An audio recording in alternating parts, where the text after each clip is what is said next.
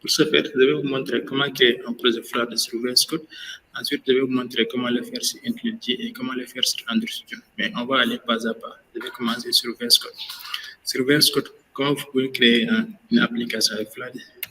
Si vous allez sur le commande palette en tapant CTRL-SHIFT-P ou en venant ici sur cette icône, tapez commande palette. Ici, vous tapez la commande Flutter, quelque chose. Il va vous montrer les commandes Flutter disponibles. Ce que vous allez faire, c'est créer un nouveau projet en tapant sur New Project. S'il va vous demander les types de projets que vous voulez créer, vous pouvez créer des applications.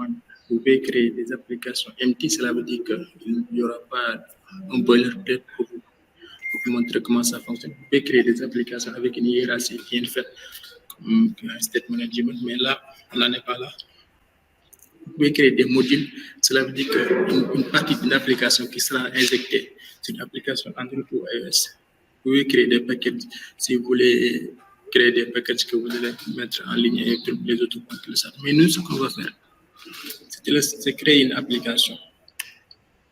Et il va nous demander de choisir le dossier où on veut le mettre. Okay. Ce qu'on va faire, c'est aller sur notre choisir par défaut. Après, vous cliquez sur. Il va vous demander de sélectionner, de créer un nom pour votre application. Ce que je vais faire moi, c'est créer Flutter Demo 1, par exemple. Créer Flutter Demo. Et cliquez sur Entrée. Et il va créer notre application.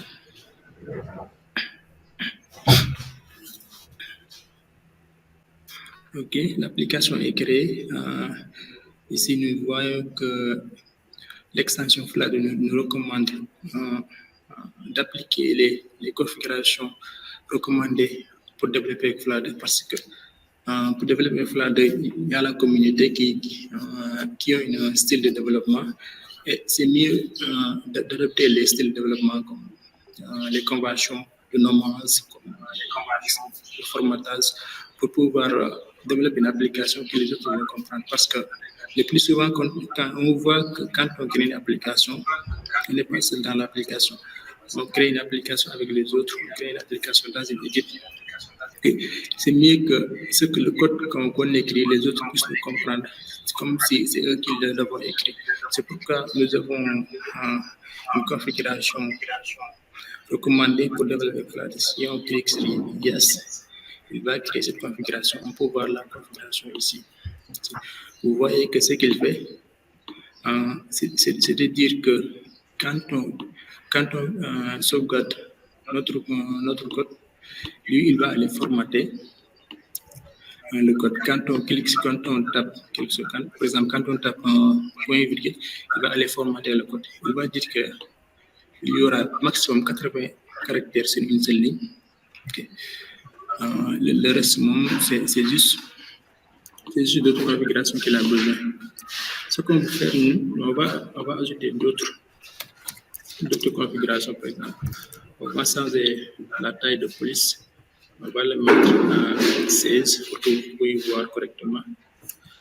On va changer aussi le font size en Firacode pour que moi je préfère Firacode, mais vous pouvez vous laisser là comme vous voulez.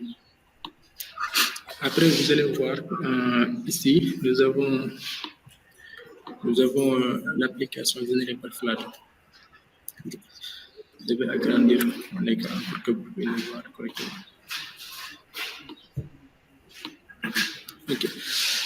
Vous voyez que dès le début, quand vous créez une application, Flutter vous génère un code pour vous montrer comment les applications se créent, comment les widgets sont composés les uns sur les autres.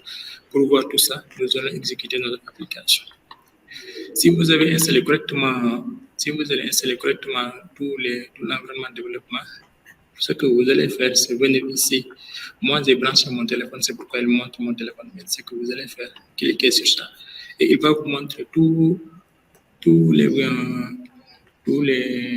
les émulateurs et navigateurs et Là, vous pouvez exécuter votre application.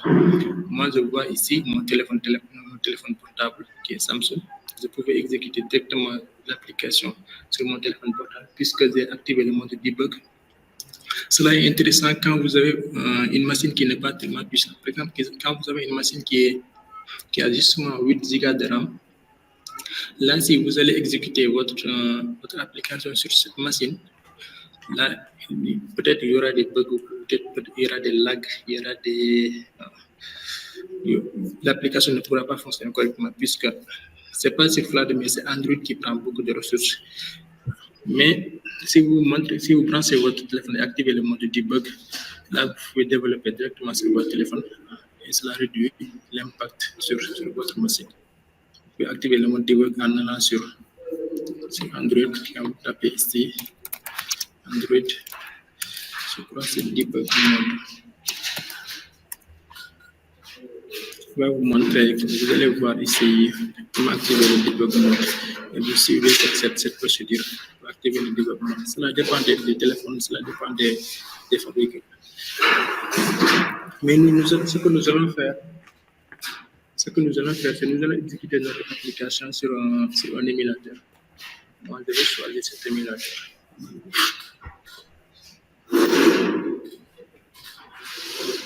Ok, vous voyez, j'ai déjà un émulateur qui est créé.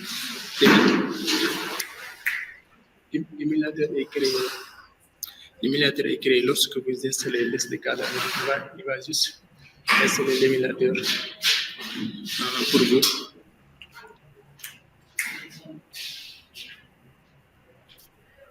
Il va juste installer l'émulateur pour vous. Okay. Si vous cliquez sur ici, vous pouvez démarrer votre émulateur. Ensuite, pour démarrer votre application, vous avez plusieurs façons, puisque Flash est fait pour que ça marche partout. Vous pouvez démarrer votre application sur le ligne de commande en tapant Flash Run. On va démarrer l'application.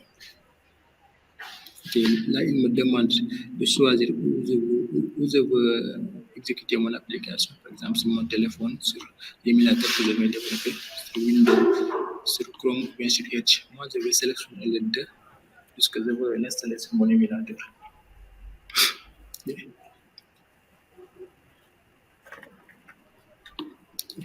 Maintenant, il va exécuter, il va compiler le code en code natif et l'installer directement sur notre émulateur qu'on a créé ici.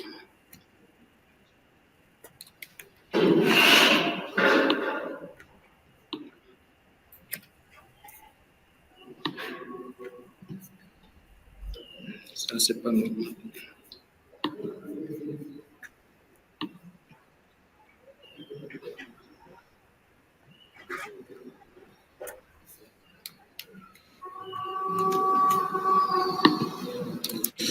C'est pas normal, ça.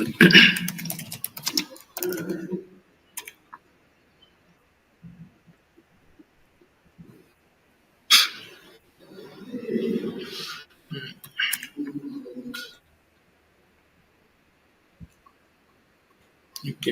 Il y avait un petit souci avec le truc. Maintenant, si vous exécutez l'application, ce qu'il fait, lui, il va aller sur le dossier Android et l'exécuter le fichier Gradle W. Ce fichier Gradle W va compiler notre application Android et il va l'installer, l'application. Et si sur l'application, il sera injecté notre code,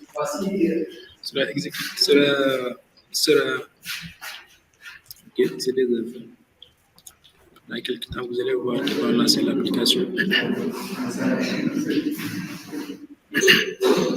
Ok, maintenant notre application est lancée. Je crois qu'on a un peu de soucis avec VS Code.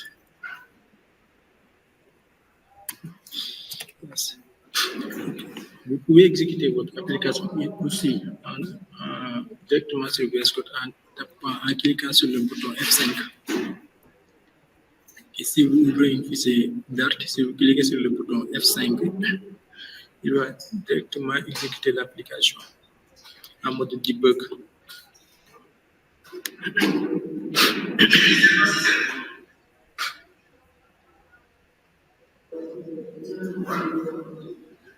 Ok.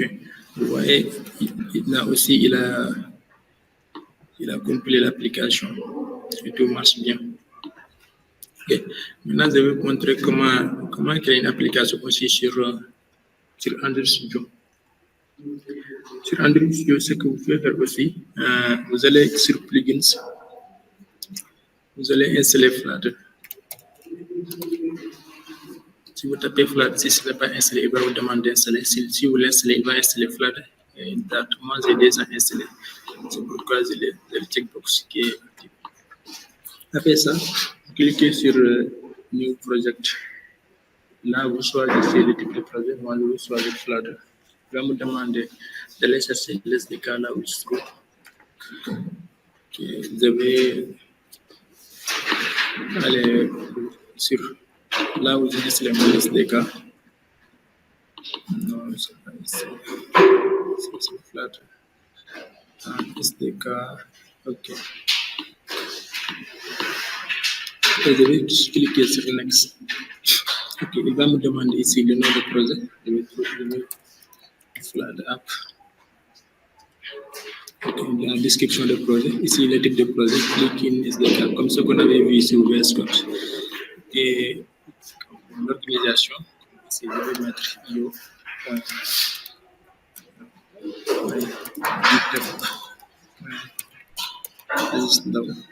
Il va me demander le langage que je vais utiliser. Nous avons le Kotlin sur Android, sur iOS, Objective-C ou Swift. Ici, il me demande, il a choisi sur tous les apps, sur toutes les plateformes que je peux créer mon application. Si nous avons Android, iOS, Linux, Mac, Windows et web. Vous voyez, avec Flutter, vous pouvez créer votre application sur toutes les plateformes. Mais nous, on va laisser les options par défaut et on va continuer. Après, il va nous créer notre application.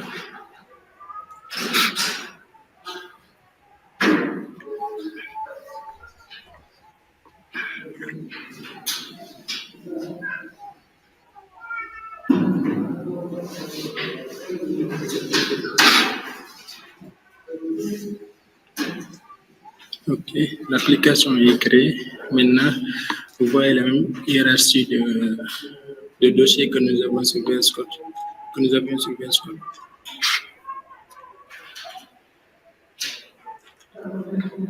OK. Et ici aussi, si vous voulez exécuter votre application, vous pouvez cliquer sur ce bouton-là, et ici. Il a déjà choisi mon téléphone comme là où vous déployez l'application, mais moi, je vais choisir l'émulateur que j'ai déjà créé. Je clique sur Play. Après, il va l'exécuter sur cet émulateur. Qu'est-ce que je peux faire? C'est amener l'émulateur ici sur ce bureau. Mettre les deux côte à côte.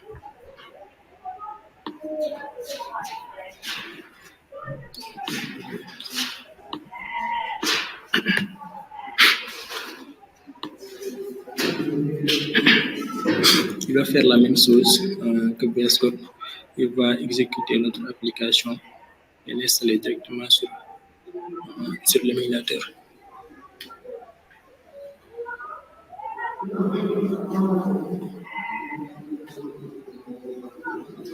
Après un certain moment, il va l'exécuter.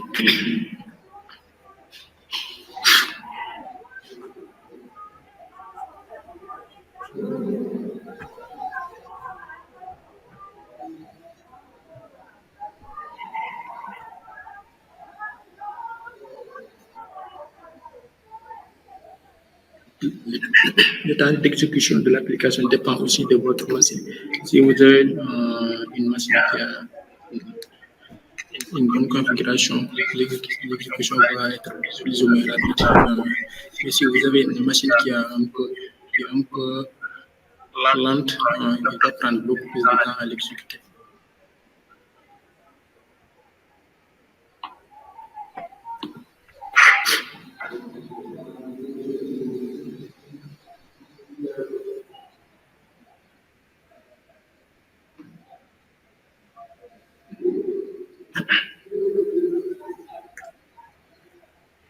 Je crois que j'ai un petit souci avec l'émulateur. C'est pourquoi il affiche toutes ces erreurs-là, mais ça, normalement, ça ne doit pas l'afficher.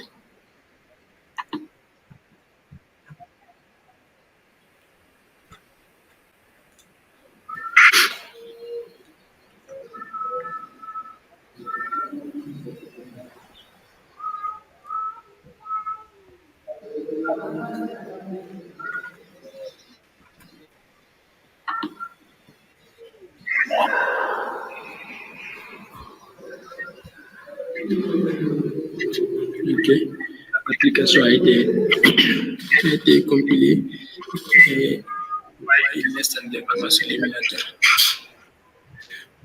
Vous pouvez procéder de la même manière pour installer l'application aussi sur Android Studio, puisque Android Studio est entre le 10 et l'émulateur, c'est plus ou moins les extensions qui changent. Ok, vous voyez l'application existe directement. Mais moi, ce que je vais faire, je vais utiliser Android Studio puisque j'ai installé une extension qui va vous permettre de voir les raccourcis que je tape sur l'écran. Et pour cela, je vais aller sur Android Studio et je vais ouvrir le projet puisque je l'ai déjà créé. Ce que je vais faire, c'est open. Je vais aller sur là où j'ai installé le projet. Je ne sais plus c'est où. Et je vais voir des Java Flat. OK. Je vais aller là où j'ai ouvert le projet. Je crois que c'est sur des projets Java. OK. Java, oui, c'est là. Je vais amener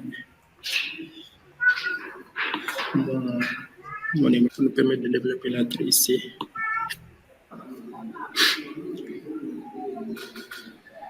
OK. Maintenant que nous avons notre application créée, nous allons entrer dans le vif du sujet. OK. Vous voyez cette extension, quand je tape un raccourci, il va vous montrer ici le raccourci. Cela vous permet de suivre avec moi sur de secours. Maintenant, je vais augmenter la taille de plus pour que vous puissiez voir.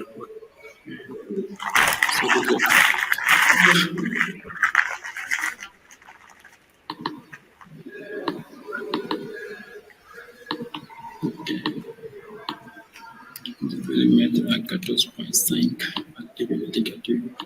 C'est trop là. 14.5. OK, je crois que ça suffit comme ça.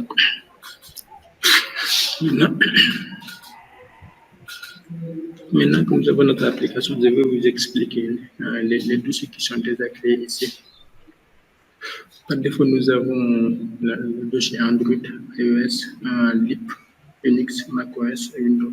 Pour le dossier Android, ce que va faire Flutter, c'est qu'il va créer une application pour toutes les plateformes. Il va l'exécuter sur le dossier Flutter. Si vous allez sur Android, par exemple, là, vous créez une application Android. La même chose que si vous créez une application avec Android Studio. Vous créez une application Android. Sur l'application, vous allez voir toute la configuration de l'application Android. Si vous allez sur le fichier main activity, vous allez voir que l'activité est en Flood Activity qui est créée par Flood. Qu'est-ce que Flood Activity fait? Flood Activity nous prépare toute notre application. Après, tout ce qu'on écrit sur Flood, il va l'exécuter sur cette activité. Et cela nous permettra d'avoir le code sur l'écran. Même chose sur les autres plateformes. Sur iOS, il va faire la même chose. Sur Linux, il va faire la même chose, ainsi de suite. Maintenant, notre code, tout ce qu'on écrira sera dans le dossier lib. Si vous allez sur main, vous allez voir la fonction main